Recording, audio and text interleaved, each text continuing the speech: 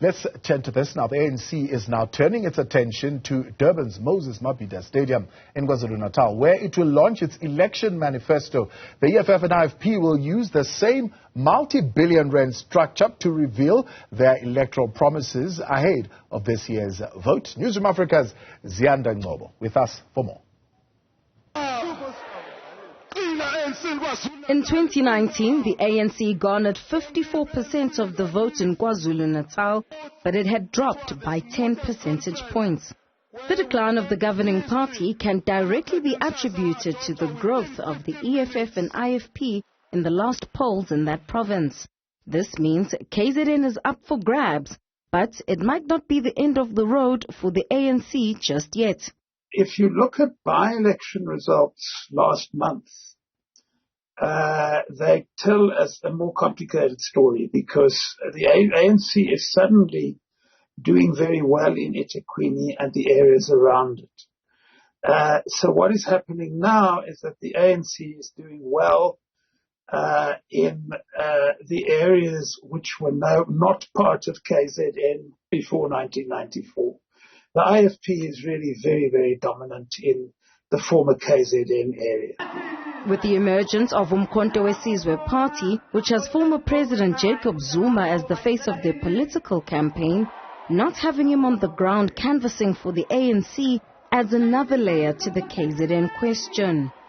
One analyst says Zuma's filling a vacuum in the province of both the disillusionment with the governing party and the passing away of IFP founder Mangosuthu Buthelezi as a towering figure.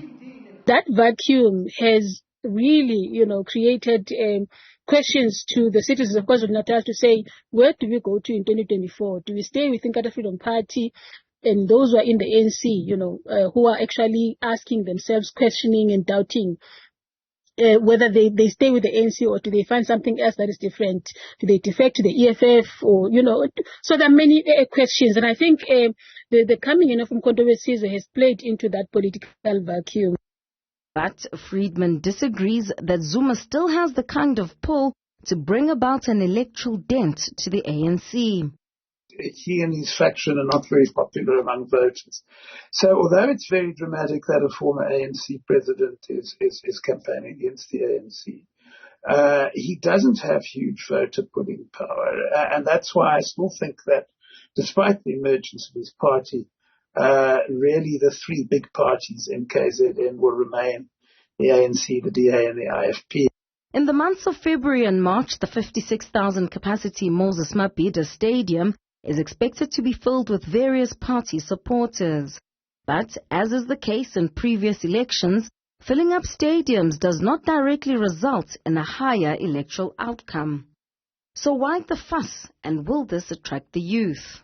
And while it is important to have door-to-door campaigning, while certain traditional methods of political work remain relevant, I don't think in the 21st century it is, useful to look at whether you can fill a stadium, whether you can move thousands of people from various places to one particular location, as an indication of your own political potential and success.